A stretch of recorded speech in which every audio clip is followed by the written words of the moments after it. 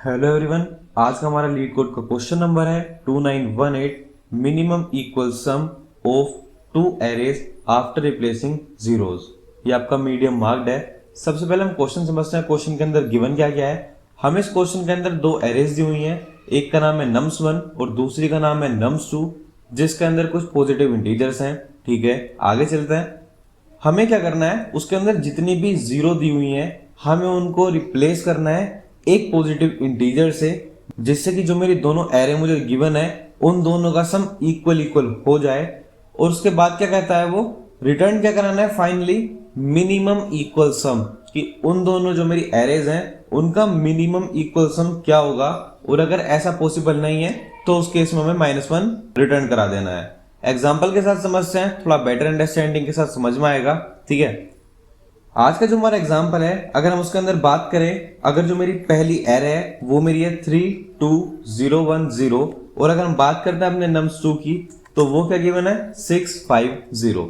ठीक है, सबसे पहले एक काम करते हैं, दोनों का ना सम निकाल लेते हैं अलग अलग जगह पर। सम 1 की अगर मैं बात करूंगा तो कितना आएगा, 3 + 2 = 5 एंड 5 + 1 = 6। ये किसके लिए आ गया, मेरा सम 1 के लिए। अब जब मैं अपने सम 2 की बात करूंगा तो वो कितना आएगा, 6 + 5 = 11। ठीक है, अब मुझे 6 और 11 को इक्वल बनाना है। ठीक है, हम नेगेटिव इंटीजर का यूज नहीं कर सकते हैं। मेरे पास सिर्फ एक कंडीशन है कि मैं only and only positive integer he use कर सकता हूं।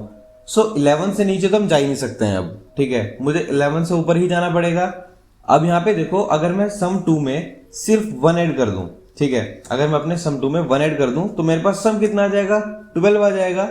और आप सेम चीज को ऊपर देख सकते हो कि वहां पर मेरे पास एक 0 है, मैं उसको चेंज करके 1 में अगर चेंज करूंगा तो मेरे पास सम 12 आ जाएगा। नीचे अगर मेरे पास 12 आ चुका है तो ऊपर भी मेरे पास इजीली 12 आ सकता है। वो कैसे आ सकता है, देखो, अगर मैं 32010 में पहली वाली 0 को 1 से रिप्लेस कर दूं एंड लास्ट वाली को 5 से रिप्लेस कर दूं, या फिर किसी भी कॉम्बिनेशन के साथ अगर मैं उसको रिप्लेस कर दूं, सो उससे होगा क्या कि जो भी मेरे पास मिनिमम सम होगा दोनों के लिए वो मेरे पास इक्वल आ सकता है। ठीक है, आई होप कि आपको ये वाला पॉइंट थोड़ा सा समझ में आया हो। एक बार इसके नेक्स्ट एग्जांपल की तरफ चलते हैं। तो इसका नेक्स्ट एग्जांपल क्या कहता है वो देखते हैं पहले।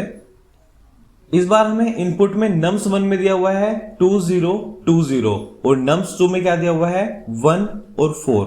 ठीक है, अगर मैं बात करता हूं nums2 की, तो nums2 का सम कितना हो गया मेरे पास 5। इतना मुझे क्लियर है कि जो मेरा nums2 है उसका सम कितना है 5 है। और अगर मैं अपने nums1 की बात करूं तो वो क्या है 2020, इसका सम कितना है 4। ठीक है, यहां से आपको एक चीज तो क्लियर पता चलती है। अगर मैं अपने इस वाले केस की बात करता हूं, nums1 का सम कितना आया था हमारे पास, हमने देखा 4, और nums2 का जो मेरे पास सम है वो कितना आया था मेरे पास 5। जो मेरा nums1 है उसके पास अवेलेबल जीरोस कितनी थी मेरे पास, 2 उसके अंदर अवेलेबल 0 है। और अगर बात करते हैं अपने nums2 की, तो उसके अंदर अवेलेबल 0 कितनी है, एकदम 0 है। उसके अंदर मेरे पास एक भी 0 अवेलेबल है ही नहीं जिसको मैं चेंज कर पाऊं। अब देखो कंडीशन क्या हो गई है कि nums2 का सम तो मेरा इंक्रीज नहीं हो सकता। nums2 तो मेरा 5 पे आके फिक्स हो चुका है। अगर मैं अपने nums1 की बात करूं तो उसका सम मेरे पास 4 है। मैं उसको इंक्रीज करके 5 तो कर सकता हूं, बट मेरे पास उसके बाद भी एक 0 बच जाएगी। सो ये किसी भी तरह से पॉसिबल नहीं है कि इन दोनों का जो मिनिमम सम है वो एक दूसरे के इक्वल हो जाए। आई होप कि आपको दोनों एग्जांपल जो है समझ में आए हो। अब हम बात करेंगे कि चलो तो हमने एग्जांपल देख लिए कि इस वाले क्वेश्चन को हम सोल्व कैसे करेंगे। सो इस वाले क्वेश्चन को हम स्टेप बाय स्टेप सोल्व करेंगे। ठीक है, सबसे पहले अपने स्टेप्स लिख लेते हैं कि हमें करना क्या है आज के क्वेश्चन में। देखो, सबसे पहले मेरा क्या काम होगा, जो मेरा मेन काम है, मैं ये चेक करूंगा कि मेरे दोनों जो एरेज हैं उनके अंदर टोटल नंबर ऑफ 0 कितनी है। सेकंड केस के अंदर हम क्या करेंगे, सेकंड केस के अंदर हम ये चेक करेंगे कि जो मेरी दो एरे गिवन है उन दोनों का सम कितना है। ठीक है, हम दो चीज निकाल चुके हैं। सबसे पहले मैं दोनों के अंदर जीरोस काउंट कर लूंगा अपनी। दूसरा क्या करेंगे, हम अपने दोनों एरे का सम चेक करेंगे कि किसका सम कितना है। उसके बाद हम आगे चेक करेंगे। उसके बाद क्या करूंगा, स्टेप 3 के अंदर जब हम बात करेंगे, अब हम स्टेप 3 में क्या करेंगे, मेनली जो भी मेरी जीरोस हैं मैं उनको रिप्लेस कर दूंगा। ठीक है, और रिप्लेस अभी के लिए किससे करेंगे, हम 1 से रिप्लेस कर देंगे।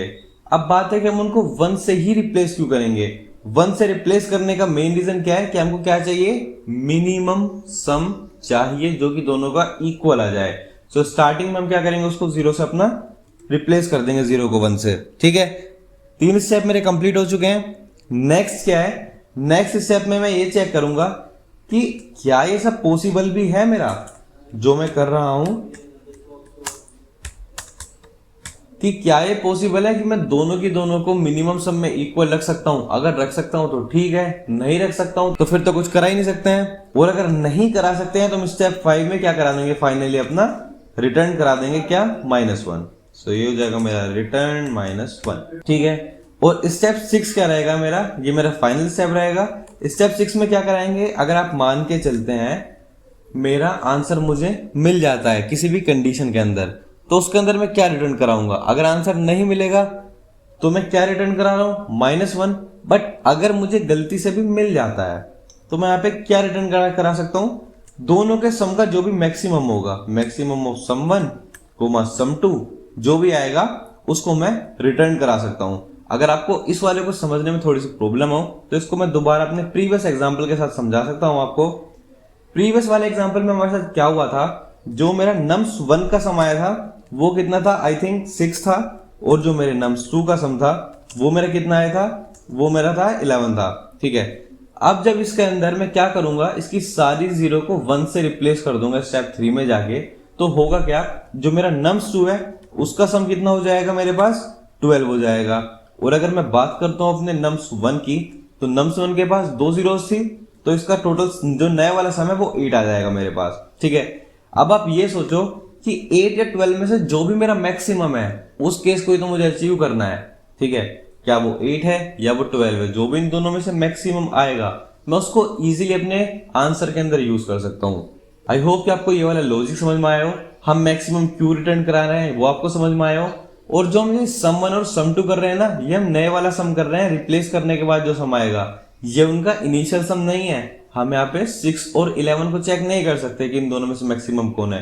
हम मैक्सिमम किस पे चेक करेंगे, जो हमारा नए वाला सम आएगा, जो इनको अपनी जीरोस को रिप्लेस करने के बाद जो हमारे पास सम आएगा हम यहाँ पर उसको चेक करेंगे। चलिए, तो हो गया इसका थ्योरी वाला पार्ट, लॉजिकल पार्ट और एक्सप्लेनेशन पार्ट। अब एक बार चलते हैं इसकी कोडिंग की तरफ। हम चेक करते हैं कि इसका कोड कैसा रहने वाला है, हम इसके कोड को कैसे लिखेंगे, हम सारी चीज चेक कर लेंगे, ठीक है। सो चलते हैं यहाँ पर। सबसे पहले अब हम बात करते हैं कि हम जो भी अब तक बात कर चुके हैं हमने किस किस चीज की बात करी है, कि हमें क्या क्या इसके अंदर चाहिए। सो यहाँ पे सबसे पहले उसको डिफाइन करते हैं, लॉन्ग। एक तो हो जाएगा मेरा सम 1 जो कि किसको डिनोट करेगा, मेरे पहले वाले वेक्टर के सम को। दूसरा क्या हो जाएगा मेरे पास सम 2 जो कि सिमिलरली मेरा दूसरे के लिए डिनोट करेगा।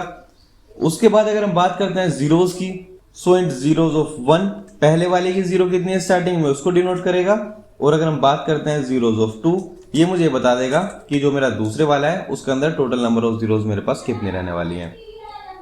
यही 4 चीज चाहिए मुझे। अब उसके बाद क्या कर सकते हैं, उसके बाद तो सिंपली हम अपने क्वेश्चन के ऊपर चलेंगे। सबसे पहले क्या कर लेते हैं, एक ऑटो इटरेटर ले लेते हैं। सो इन नम्स ऑफ 1 पहले अपने पहले वाले वेक्टर में जाएंगे। हम क्या कर रहे हैं, हम चेक कर रहे हैं कि क्या जो मेरा नंबर है वो इक्वल्स टू 0 है। सो मैं यहाँ पे क्या चेक कर सकता हूं कि जो भी मेरा नम्स ऑफ 1 है, या फिर इसको सीधा लिख लेते हैं कि जो भी मेरा नम है अगर वो इक्वल टू किसके है, 0 के है, ठीक है।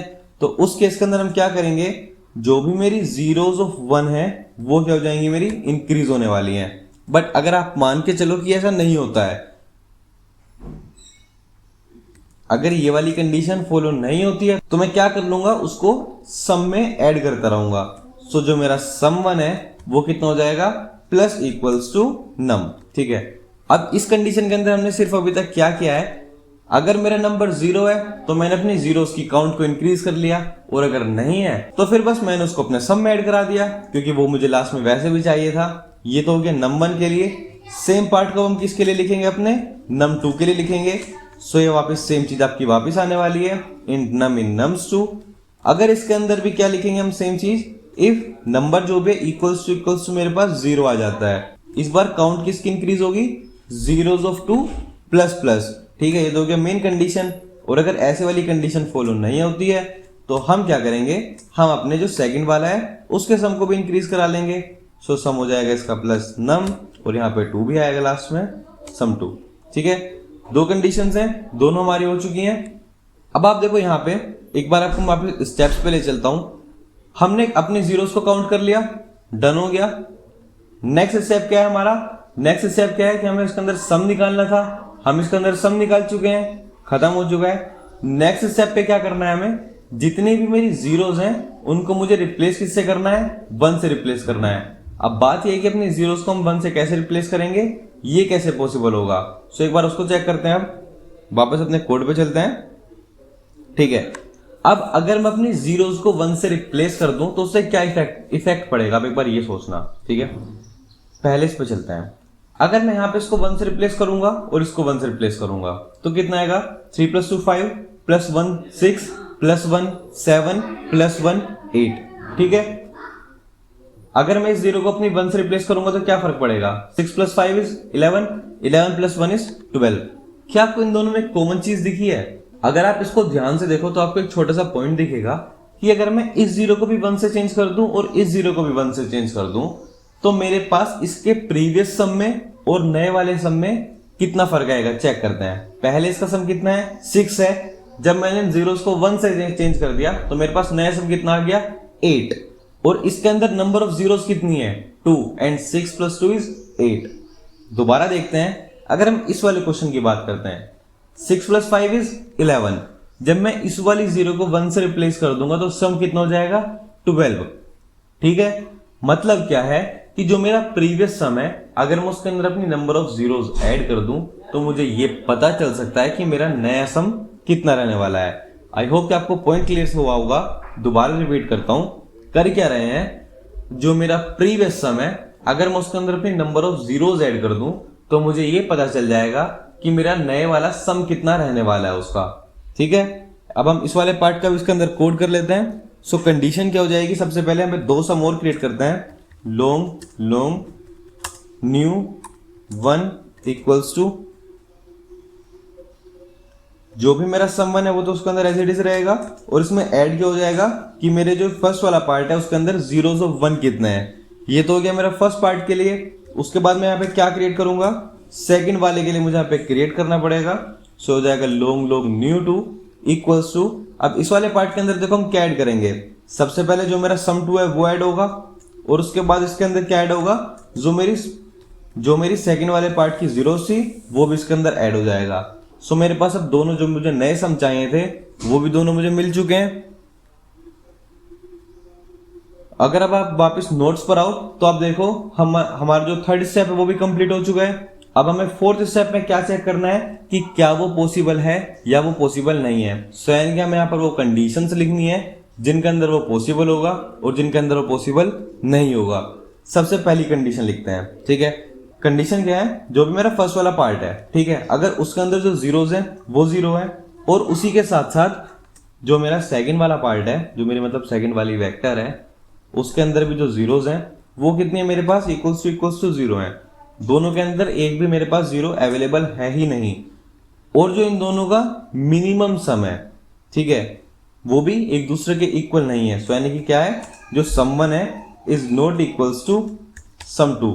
सो इस वाली कंडीशन में क्या हो गया, ना तो मेरे पास फर्स्ट वाले एरे के अंदर एक भी जीरो है, ना सेकंड वाले में जीरो है, और उन दोनों का सम भी इक्वल नहीं है। तो कोई भी ऐसी पॉसिबल कंडीशन है ही नहीं कि इनका सम इक्वल हो जाएगा। अगर ये वाली कंडीशन है सो क्या कर देंगे हम, रिटर्न -1। एक कंडीशन हो गई। दूसरी कंडीशन लिखते हैं, अगर आप सोचो कि जो भी मेरा पहले वाला पार्ट है उसके अंदर जो जीरोज हैं वो मेरे पास एक भी नहीं है, ठीक है, और उसके साथ साथ जो मेरे पास इनका नया वाला सम आया है जो फर्स्ट वाले का है वो स्मॉलर देन है किससे, सेकंड वाले से, ठीक है। अब जब ये वाली कंडीशन होगी तो इसके अंदर भी आपके पास कोई भी ऐसी पॉसिबिलिटी नहीं हो सकती है कि आप इनको इक्वल बना पाओ। क्यों? क्योंकि आप देखो जो मेरा नए वाला सम है वो छोटा है और जो सेकंड नए वाला सम है वो उससे ज्यादा बड़ा है और पहले वाले में जीरोस तो है ही नहीं चेंज करने के लिए, तो कोई भी पॉसिबल कंडीशन ही नहीं होगी कि आप इन दोनों को इक्वल कर दो। सो हम इसको वापस कैसे चेंज करेंगे, रिटर्न करा देंगे यहाँ पे अपने दोबारा -1। नेक्स्ट किस चीज के लिए लिखेंगे, जस्ट इसका vice versa. If zeros of 2 जो है वो इक्वल टू 0 है एंड उसी के साथ में जो मेरा न्यू 2 है वो छोटा है किससे, न्यू 1 से। अब मैं कुछ भी कर लूं, अब मैं जो चाहे वो कर लूं, उसके बाद क्या होगा, मेरे पास एक भी ऐसी कंडीशन आ ही नहीं सकती है कि मैं अपने जो मेरा न्यू 1 का सम है उसको इक्वल बना पाऊं न्यू 2 के। सो ये 3 कंडीशन तो मेरे पास कंफर्म ऐसी हैं कि कुछ भी हो जाए, अगर इनमें से एक भी कंडीशन है तो आपका आंसर तो नहीं आने वाला है। अब हमारे पास एक लास्ट चॉइस बचती है कि अगर ऐसे आंसर नहीं आएगा वो कैसे आएगा। उसको हमने अपने नोट्स में ऑलरेडी देखा हुआ है कि अपने पास लास्ट वाला ऑप्शन क्या आता है। हम क्या क्या चेक कर चुके हैं, हम अपना ये भी चेक कर चुके हैं कि पॉसिबल है या नहीं है। अगर पॉसिबल नहीं है तो हमने -1 भी रिटर्न करा दिया। लास्ट कंडीशन क्या थी बस हमारे पास स्टेप 6 में, हमें रिटर्न क्या कराना था, मैक्सिमम ऑफ सम 1 सम 2। इन दोनों में से जो भी मैक्सिमम होगा उसको रिटर्न कराना पड़ेगा। सो यहाँ पे लिखते हैं क्या, रिटर्न मैक्सिमम ऑफ सम 1 कौन सा है, जो हमारा नए वाला सम आएगा, न्यू 1 न्यू 2। लास्ट में हम क्या रिटर्न कराएंगे, इन दोनों।